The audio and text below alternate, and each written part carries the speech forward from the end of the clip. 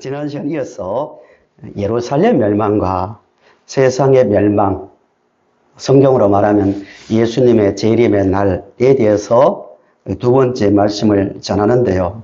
24장, 25장은 소계시록이라 할 정도로 세상 종말과 심판에 대해서 구체적으로 잘 기록되어 있습니다. 그런데 예수님께서 왜 종말에 대한 말씀을 하셨는가?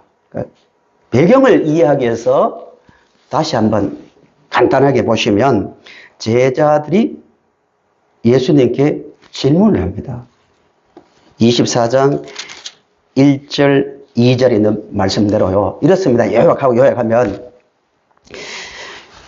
제자들이 성전 건물을 보이는 거예요. 예수님께.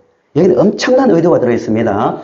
예수님, 저 성전 보이시죠? 이렇게 말했단 말입니다. 의도가 뭐냐면 누가복음과 말씀을 종합해서 보면 예수님 성전이 참 아름답고 웅장하지요. 이런 말입니다. 왜 이 말 했냐면은 앞에 이런 일이 있었어요. 제자들의 세계관이 뭐냐면 신앙관이 예수님 예루살렘 올라오셨으니까 이제 오늘 내일 지금 화요일이거든요. 이때가 예수님 이제 십자가에 달려기 위해서 잡히시던 주간이잖아요. 이틀 남았습니다. 이제 왕으로 등극하셔서 하나님 나라를 이곳에 세우셔야죠. 이게 제자들의 신앙관이에요. 바른 신앙이라는 게 얼마나 중요한지를 볼 수 있는 부분이에요. 예수님을 위해서는 내 그물도 버리고 배도 버리고 가족도 다 버리고 따라올 정도의 결단을 했지만 잘못된 신앙관이 이렇게 무서운 거예요. 이 땅에서 예루살렘에서 하나님 나라가 세워진다는 확신을 갖고 성전 어떻습니까? 질문을 한 거예요. 왜 질문을 했냐면은 바로 앞장에 있는 말씀대로 이 예루살렘을 향하여 23장 37절에 있는 말씀대로 내가 얼마나 내 자녀를 모으는 마음으로 너희들을 모았는데 나를 구원자로 영접하지 않고 거부했다. 너희 집이 황폐하여 버려진 바 되리라. 무너진단 말이거든요. 충격받고 확인하기 위해서 질문한 거예요. 기다리고 있다가 예루살렘 성전이 한눈에 딱 들어오는 맞은편에는 감람산에서 다시 한번 질문합니다. 이때는 뭔가 있나 보다. 우리가 뭔가 잘못 생각하고 있는 것이 아닐까라는 조그마한 뭔가 마음에 틈이 생긴 거예요. 왜냐하면 세 번이나 예수님께서 무슨 말씀하셨죠? 내가 예루살렘에 올라가면 어떻게 된다? 십자가에 달려 죽는다. 물론 부활에 대한 이야기도 하셨지만 제자들은요 세 번이나 말했는데 귀가 안 들어왔습니다. 우리 자신을 잘 이 부분을 가지고 교훈을 삼아야 됩니다. 예수님께서 얼마나 구체적으로 말씀하셨습니까? 종교 지도자들에게 잡히고 예루살렘에 올라가서 고난받고 죽었다가 살아난다. 세 번 말했거든요. 귀가 안 들어왔습니다. 그런데 결정적인 순간에 성전이 무너진다고 하니까 뭔가 있나 보다. 우리가 잘못 알고 있는가? 아니면은 뭔가 새로운 게 있는가? 이런 마음으로 지금 질문하고 있는 거예요. 2절을 보세요. 3절을 보세요. 3절. 그 전에 돌 위에 돌 하나 남기지 않고 다 무너진다라고 말한 다음에 3절. 3절을 우리 주목해서 읽어보겠습니다. 시작. 앉으셨을 때 제자들이 조용히 와서 이르되 우리에게 이르소서 어느 때에 이런 일이 있겠사오며 또 주의 임하심과 세상 끝에는 무슨 징조가 있사오리까? 아멘. 질문이 살짝 바뀌어 있어요. 조용히 왔다는 것은 마음이 뭔가 팍 충격받은 거예요. 그리고 또 하나는 자기 입으로 성전이 무너진다는 말은 상상할 수 없는 일이에요. 유대인들에게. 성전이 무너지면 다 끝나는 거지. 천국도 없는 거지. 이런 종교관을 갖고 있었거든요. 그 성전이 무너진다니까 사람들이 들으면 어떻게 되겠습니까? 예수님 성전 때문에 십자가 못 박혀 죽으셨는데요. 그리고 하나는 내면적으로 깊이 고뇌하고 생각했다는 거예요. 종이. 신앙이 변화되려면요, 한 번씩 가다가 맹맹하게 가는 것 같지만 가다가 어느 순간 탁, 이게 뭔가? 내 신앙이 이래서 되겠는가? 나도 변화되면 좋겠는데. 또 말씀을 읽다가, 어떻게 하면 될까? 고뇌 가운데서 성장이 일어나거든요. 그 조용히 왔다는 것은 뭘까? 진지한 질문을 했다는 겁니다. 질문의 내용이 두 가지 딱 나와요. 언제 그런 일이 일어납니까? 그걸로 끝나는 게 아니라 하나는 또 주의 임하심과 세상 끝에는 무슨 징조가 있습니까? 그러면 예루살렘이 끝이 아니면 그 이후에 무슨 일이 일어나고 세상 끝은 언제쯤 됩니까? 이런 질문이에요. 이 질문에 대한 대답이 지난주에 말씀이었습니다. 신천지 같은 이단들은 예루살렘 멸망으로 보지 않고요, 상징 비유로 본다 했잖아요. 이해를 못하니까 문맥을 잘 보시면 듣는 자는 깨달을진저 하고 제자들이 이렇게 갈로를 달아놨거든요. 알 수 있는 얘기단 말입니다. 그대로 예수님 말씀대로 너희들 산으로 도망하라 할 때 실제로 그 로마 군인들이 왔을 때 광야로 도망가서 살아났고요. 많은 사람들이 살아났고요. 그 다음에 너희가 도망하는 일이 겨울이나 안식일이 되지 않도록 기도하라 라는 이 말씀대로 되었고요. 거짓 선지자들이 많이 일어난다. 실제로 역사적인 도 하지 않겠습니다. 실제로 메시아 운동을 한 거짓 이단들이 일어났습니다. 내가 메시아다. 내가 이스라엘 구원하는 하나님의 나라를 세우는 자다 하고 일어났다가 이제 실패했죠. 이런 일들은 다 일어났고요. 이미 일어났습니다. 이 이야기는 더 이상 말씀을 드리지 않겠습니다. 그리고 난 다음에 이제 종말에 대한 이야기입니다. 오늘은 종말, 세상 끝날, 또 다른 말로 하면 예수님께서 다시 이 땅에 오시는 날에 대한 문제를 다뤄보도록 하겠습니다. 26절을 보세요. 26절.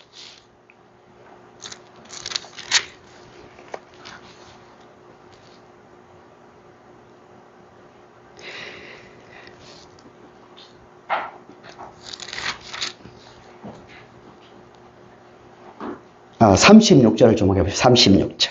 36절 보시면,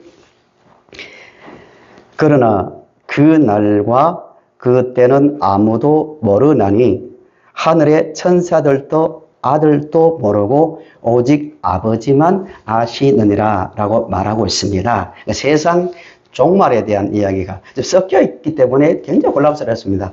예루살렘 종말, 그 멸망에 대한 이야기도 있고 세상 종말에 대한 이야기도 섞여 있는데, 지금 예수님께서 세상 종말에 대해서 말씀하는데 첫 번째로 우리 생각할 말씀이 뭐냐면은 뭘 모른다는 거예요. 그날은 아무도 모른다. 이게 첫 번째 생각할 말씀이에요. 우리가 종말에 대해서 배우고 있는데, 첫째는 종말의 날짜는 아무도 모른다. 둘째는 깨어있으라. 이 두 가지에 대해서 우리 한번 보려 합니다. 따라합시다. 그날은 아무도 모른다. 깨어있으라. 이 두 가지를 확실하게 짜고야 앞으로 일어날 세상 끝날 종말에 대해서 바른 눈을 가질 수가 있습니다.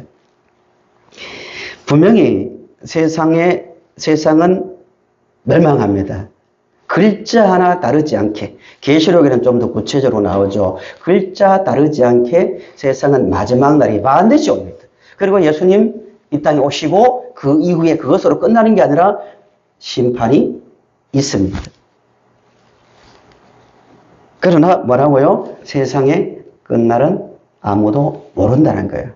매우 중요한 이야기입니다. 왜 이렇게 중요하냐면은 지금은 분명히 우리는 지금 어느 시대를 살아가고 있습니까? 말세를 살아가고 있습니다. 말세예요. 질문 하나 드리겠습니다. 우리가 지금 말세를 하는데 세상 사람들이 말하는 말세 말고 뭐 나쁜 일 일어나고 뭐 세상이 포악해질 때마다 말세다 하는 거 말고요. 성경의 말씀을 가지고 지금 시대가 말세라는 증거가 어디 있습니까? 많은 게 있지만 사도행전 2장 16절에서 17절을 보시면 그 힌트를 얻을 수 있습니다. 우리 같이 16절, 17절을 읽겠습니다. 시작. 선지자 요엘을 통하여 말씀하신 것이니 일렀을 하나님이 말씀하시기를 말세 내가 내 영을 모든 육체에 부어주리니 너희의 자녀들은 예언할 것이요 너희의 젊은이들은 환상을 보고 너희의 늙은이들은 꿈을 꾸리라. 아멘. 초대교회 이야기죠. 성령이 임하니까 오순절날 성령 받으니까 뭐 방언 타고 이상한 일이 일어나니까 이게 뭐지? 왜 이런 현상이 일어나지 할 때 사도들이 정확하게 이 사건이 왜 일어났는지를 해석하는 장면입니다.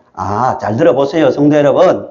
왜 이런 일이 일어났냐 하면은 우연히 일어난 게 아니라 요엘서 2장 28절, 물론 이 당시에는 구절이 없었지만 28절에 기록된 대로 하나님께서 요엘을 통해서 말세에 모든 자들에게 성령을 주신다고 하셨습니다. 그 때가 되어 그런 일이 일어난 겁니다. 라고 해석하는 장면입니다. 언제 일어난다고요? 말세에.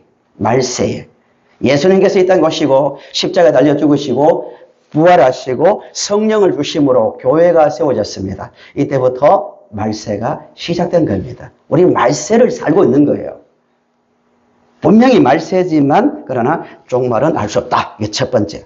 그러면 종말에 대해서 기도 많이 하는 사람이나 성경을 많이 읽는다고 하는 분들이 우리에게 와서 내가 기도하다가 들었는데요. 진짜입니다 하면서 말하면 그분이 진짜입니까? 가짜입니까? 종말을 이야기하면 그 말이 진짜입니까? 가짜입니까? 성경으로 볼 때는 틀린 이야기입니다. 볼 것도 없습니다. 왜 그렇죠? 예수님께서 모른다고 하셨는데 만약에 알면은 예수님이 틀린 거죠. 절대 모릅니다. 절대 알 수 없는 거예요. 역사에서 일어난 종말론에 대해서 간단하게 종말 시한, 그러니까 날짜를 정한 종말론자를 몇 분을 말씀드리겠습니다. 예를 들어 볼게요. 첫째, 안식교. 주변에 안식교 있잖아요. 안식교를 세운 일리엄 밀러가 1844년 10월 22일 날 종말이 온다고 공개적으로 말했습니다. 844년 10월 22일. 근거가 있겠죠. 자기 나름대로. 다니엘서 8장 14절을 가지고. 성경에 숫자가 많이 나오거든요. 3년 반, 며칠, 7년 이런 이야기를 다 종합해서 성경을 보고 계산해서 말했는데 불발이 된 거예요. 그리고 어떻게 말했냐면 예수님 오셨는데 하늘 성소에 하늘에 오셨다가 다시 가셨다. 이렇게 나옵니다. 그리고 여기 이어받은 엘렌지 화이트라는 제7일 안식 재림교가 이제 시작됩니다. 틀린 거죠. 두 번째는 1914년도에 주님의 재림을 예언한 왕국회관. 왕국회관이 근처에 있죠. 많이 들어보셨죠. 왕국회관. 테이지 로셀이라는 사람이 세웠는데 요한계시록 11장에 1260일. 1260일이 굉장히 많이 납니다. 성경에.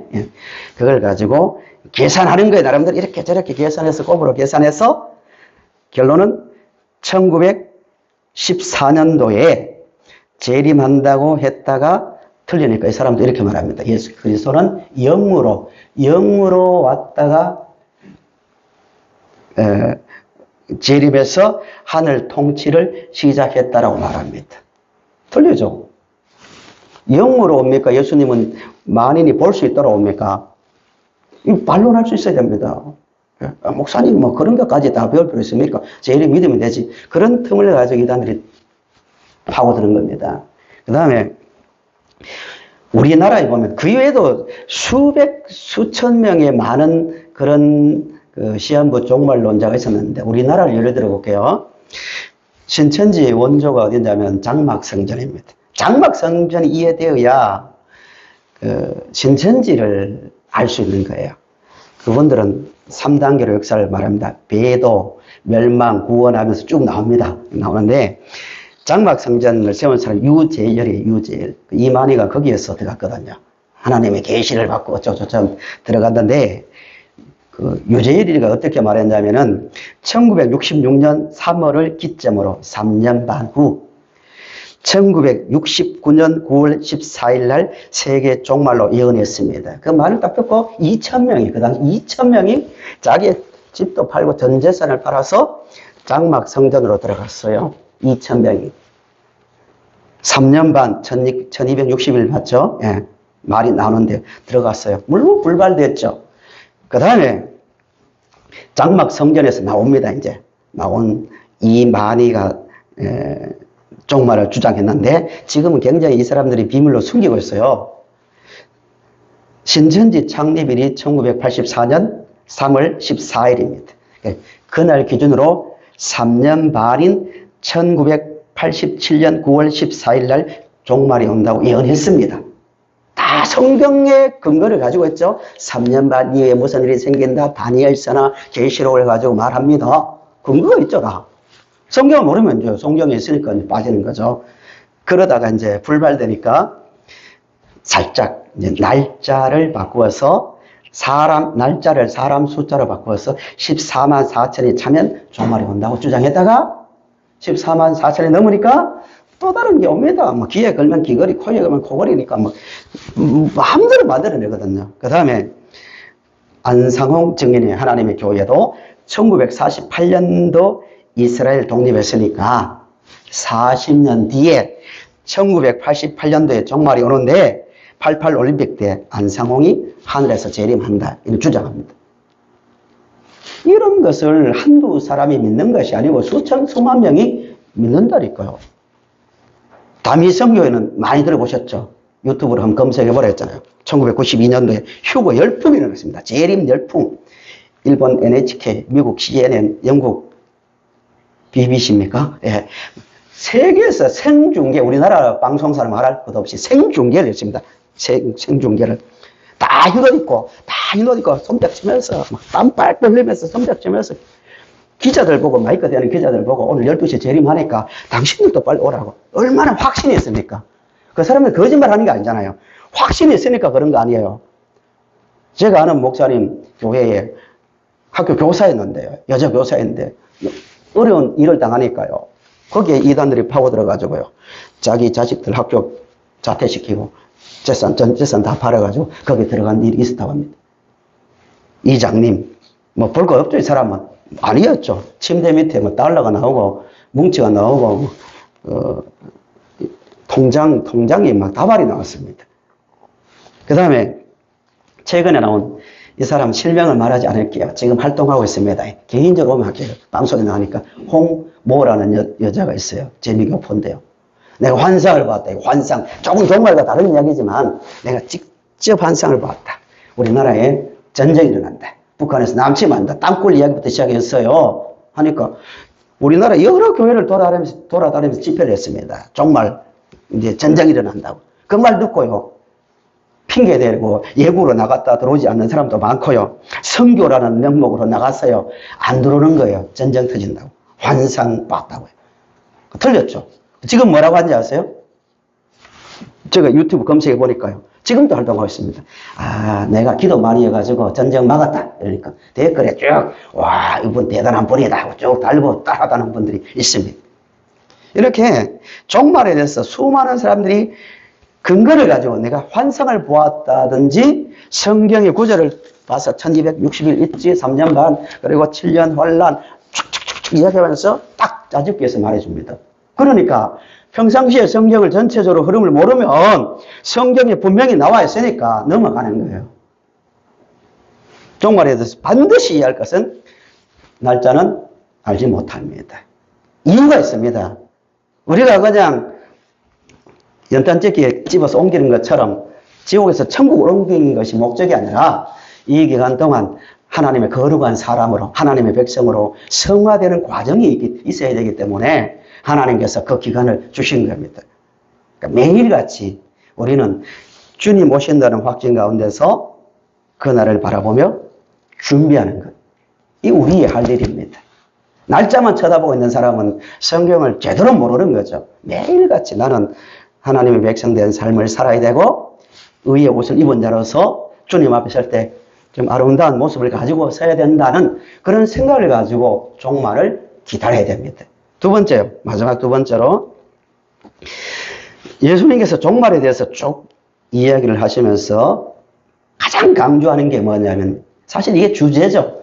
깨어있으라입니다. 한 번 더 따라합시다. 깨어있으라. 한 번 더요. 깨어있으라. 예, 42절에도 그러므로 결론이잖아요. 쫙 이야기하고 깨어있으라. 정신 차려라. 너희들 잠들면 안 된다는 거잖아요. 25장은 비유인데요. 어떻게 깨어있는가를 말하는 것이 25장이에요. 왜 이렇게 종말에 대한 말씀을 하시면서 깨어있으라는 말씀을 많이 하실까요? 뒤집어 보면 뭐 하기 쉽기 때문에 잠들기 쉽기 때문입니다. 역사가 증명합니다. 우리도 거기에 속합니다. 신앙생활하면 은혜 받았다고 참 유지되던가요? 가라앉기 쉽고 냉랭해지기 쉽고요. 또 세상에 끌려갈 때도 있고요. 이게 인간입니다. 그것 아시니까 너희들 정신 차리고 깨어있으라고 말씀하는 겁니다. 성도님들, 주님 반드시 오십니다. 세상 종말이 있습니다. 믿으시죠? 그러니까 여기 있는 거죠. 그럼 어떻게 해야 됩니까? 오늘 주님 오시더라도 설 수 있도록 깨어있어야 됩니다. 깨어있는 성도님들이 되시기 바랍니다. 주께서 이렇게 말씀하셨습니다. 그때가 되면 사회적 현상이 일어나는데 구체적으로 실명을 가지고 말합니다. 노아의 때와 같다. 37절 보세요. 그때가 되면 사회가 세상이 이렇게 바뀐다. 정신 차려라 이 말이죠. 37절 보시면 노아의 때와 같이 인자의 임함도 그러하리라. 노아의 때가 어땠는가? 38절에 나오죠.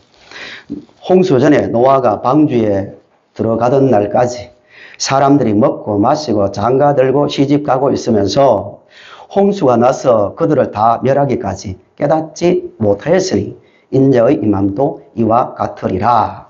노아의 때와 같이 똑같이 내가 올 때도 이렇다는 거예요. 장가들고 시집가고 먹고 마시고. 이게 나쁜 겁니까? 좋은 겁니까? 나쁜 거 아니에요. 일상입니다. 일상. 주님의 말씀은 그런 일상에 빠져서 심판이라는, 하나님의 심판이라는 그 말이 귀에 들어오지 않는 거예요. 이게 무서운 겁니다. 지금 그렇지 않습니까? 워낙 세상에 소리도 많이 듣고 세상에 계속 살다 보니까 의도치 않게 자기도 모르게 이것에서 둔감해질 수 있는 겁니다. 정신 차려야 됩니다. 누가는 하나 더 추가해서 롯의 때와 같다고도 말하고 있어요. 롯의 때가 어땠습니까? 누가복음 17장 27절에서 30절을 보세요. 17장 27에서 30절 중에서 28절부터 읽어볼게요. 또 롯의 때와 같으리니 사람들이 먹고 마시고 사고 팔고 심고 집을 짓더니 롯이 소돔에서 나가던 날에 하늘로부터 불과 유황이 비오듯 하여 그들을 멸망시켰느니라. 인자가 나타나는 날에도 이러하리라. 분명히 말씀합니다. 인자가 주님이 재림할 때에도 이런 때와 같을 거라고 말씀합니다. 우린 그런 시대 속에서 살고 있고 그런 속에서 살 것을 각오해야 됩니다. 롯의 때는 어땠는가? 창세기 19장 14절에서 한 부분을 말해줍니다. 롯의 사이들의 신앙을 보여줍니다. 우리 19장 14절을 읽어볼까요? 시작. 롯이 나가서 그 딸들과 결혼할 사이들에게 하여 이르기를 여호와께서 이 성을 멸하실 터이니 너희는 일어나 이곳에서 떠나라 하되 그의 사이들은 농담으로 여겼다. 농담을 읽은 거예요. 롯이 얼마나 진지하게 말했겠어요. 안 듣는 거예요. 우리를 돌아봐야 됩니다. 정말 하나님의 말씀을 재림합니다. 주님 언제 오실지 모릅니다. 이후에는 심판이 있습니다. 말하는데 그 말씀 앞에서 떨림이 있는가? 떨림이 있는가? 또 반대로 그것 때문에 기뻐하고 감사하는 천국에 대한 소망이 있는가? 그 소망 때문에 기분 나쁘고 다도 막 좋아지고 모멸감을 느낄 만큼의 어떤 사람들로부터 상처를 받았지만 주님 오신다는 말씀 때문에 위로가 되고, 맞아, 나는 복받은 사람이라고 말할 정도의 어떤 그런 말씀으로 무게 있게 받아들이고 있는가의 문제입니다. 롯세사이들은 농담으로 여겼다고 말하고 있습니다. 말씀의 결론입니다. 베드로 사도도 이렇게 말해요. 베드로 자기 생각이 아니죠. 주님의 말씀을 들었고 뭔가 경험했기 때문에 하는 말입니다. 베드로서 3장 3절에서 4절 말씀 이렇게 말합니다. 먼저 이것을 알지니 말세에 조롱하는 자들이 와서 자기의 정욕을 따라 행하며 조롱하여 이르되 주께서 강림하신다는 약속이 어딨냐? 재림 그런 이야기 없다. 상식으로 믿자. 상식으로 이런 주장하는 사람들이 많아진다고 말씀하고 있습니다. 그런 시대에서 우리는 노아처럼 살아야 됩니다. 결론입니다. 그러면 정말 우리가 깨어있는 삶을 살려면 어떻게 해야 되는가? 간단합니다. 약속을 믿는 겁니다. 약속을. 히브리서 기자가 이렇게 말합니다. 히브리서 10장 23절. 또 뭐 하신 이는 약속하신 이는 믿으시니 믿을만 하니까 우리가 믿는 도리의 소망을 움직이지 말고 굳게 잡으라고 말합니다. 왜? 많은 사람들이 흔들렸거든요. 그전에는 죽음의 위협 앞에서도 믿음을 지켰는데 예수님의 재림이 늦어지니까 시대적 배경이에요. 금방 올 줄 알았는데 점점 예수님이 안 오시니까 이상하다 하고 흔들렸거든요. 그들에게 여러분, 성도 여러분, 이 말씀은 주님의 약속입니다. 주님의 약속이니까 굳게 잡고 흔들리지 마십시오라고 10장 23절에서 권면하고 있습니다. 말씀의 결론입니다. 그러면 마지막으로 우리 진단해 보자고요. 나는 정말 깨어 있는가? 나는 정말 다시 오실 주님에 대한 그 천국에 대한 소망을 가지고 내 믿음이 깨어 있는 상태에서 살고 있는가를 성경 한 곳을 딱 보고 점검하고 말씀을 마치겠습니다. 히브리서 11장 13절에서 16절을 보고 말씀을 마칩니다. 점검하자는 거예요. 점검. 요 세 가지가 나와야 돼요. 세 가지가. 제가 물론 본문을 보면서 세 가지로 정리했지만 요 세 가지가 있으면 끼어 있는 거고 세 가지 중에 하나를 없으면 끼어 있는 것 아닙니다. 먼저 13절을 우리 같이 읽겠습니다. 시작. 이 사람들은 다 믿음을 따라 죽었으며 약속을 받지 못하였으되 그것들을 멀리서 보고 환영하며 또 계속요. 그들이 이같이 말하는 것은 자기들이 본향 찾는 자임을 나타냄이라. 여기까지요. 16절 제가 읽습니다. 그들이 이제는 더 나은 본향을 사모하니 곧 하늘에 있는 것이라. 이러므로 하나님이 그들이 하나님이라 일컬음을 받으심을 부끄러워하지 아니하시고 그들을 위하여 한 성을 예비하셨느니라 라고 말합니다. 구약의 성도들을 말합니다. 그들은 예수님께서 이 땅에 오실 것을 첫 번째 요소입니다. 우리가 볼 것. 멀리서 뭐였습니까? 보고입니다. 첫째, 멀리서 보고. 구약의 사람들은 장차 오실 예수님을 말씀을 보고 맞아 하나님께서 구원자를 보내신다. 그 믿음이 있었습니다. 지식의 문제입니다. 예수님이 이 땅에 다시 오십니다. 믿으시죠? 분명해야 됩니다. 첫 번째 요소. 있습니까? 예수님 오시는 건 다 믿죠? 에이, 아닙니다. 이러면은 뭐 더 이상 진도 안 나가고요. 못 나갑니다. 예수님 오십니다는 확신, 멀리서 보고. 두 번째는 멀리서 보고 뭘 해야 되는가? 감정이 있어요. 감정. 멀리서 보고 뭘 했습니까? 환영이 있습니다. 오늘을 살리면은 너무 좋아서 기쁨으로 기다렸다는 거예요. 다시 오실 주님을 생각할 때 마음에 그런 기쁨이 일어납니까? 주님 다시 오셔. 맞아. 찬송 부를 때도 주님 다시 오셔. 맞아. 세상에 나가면은 속상한 일이 많지만 그래도 문제가 안 돼. 주님 다시 오시니까. 어차피 오시니까. 현실 도피가 아니라 신실한 주님의 약속 가운데서 가지는 감정입니다. 감옥 속에 있더라도 기뻐했고 굶주림 당해도 기뻐했고 외로움과 고난 가운데 있더라도 기쁨 가운데서 소망을 가지고 살고 있는가 이 문제입니다. 교회를 지탱하는 힘은요, 신학도 아니고 다른 어떤 조직이나 숫자가 아닙니다. 한 가지예요. 재림에 대한 소망입니다. 별별 핑계 다 되지만 신앙생활 가운데 뭐 때문에 하지만요, 한 가지입니다. 내가 이 약속에 대한 믿음이 분명하면요, 마음의 감정이 분명히 달라집니다. 그것 있으면요, 완전 이깁니다. 마지막 세 번째는요, 이게 한국교회에 참 돌아볼 중요한 부분인데요. 16절. 지식도 있고, 지식으로 말씀을 통해서 보고, 미래를 보고, 또 감정적으로 막 기쁘고, 천국 생각하면 기쁜데, 이것으로 끝난다고 나는 깨어있다라고 말할 수 없어요. 16절이 있어야 돼요.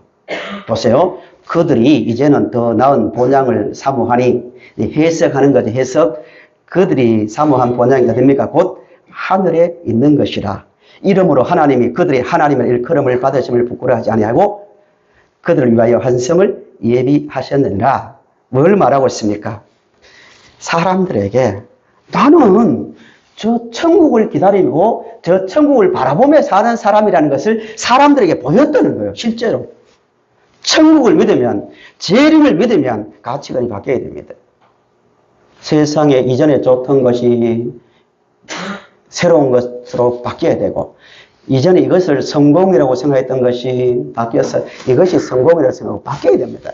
애국에서 고난받는 것이, 애국에서 화려한 삶을 사는 것이 아니라 주님의 백성과 고난받는 것을 더 기뻐하는 모세처럼. 성도님들 그런 삶이 있습니까? 한국교회의 성도님들이 세상 속에서 딱 섞여 있을 때, 저 사람들은 우리하고 달라. 세상 욕심이 없어. 천국을 기다리며 살고 있어. 이 삶을 실제로 보일 때 깨어 있는 겁니다. 이 세 가지 확인하고 말씀을 마칩니다. 세 가지. 재림에 대한 분명한 지식적 확신, 감정, 살아있는 감정. 세 번째는 삶, 기다리는 삶. 그런 삶을 살아가는, 그래서 주님의 약속을 믿고 주님 오실 때 심판의 자리가 아니라 영광의 자리에 기쁨으로 동참할 수 있는 모든 우리 성도님들이 되시기를 바랍니다.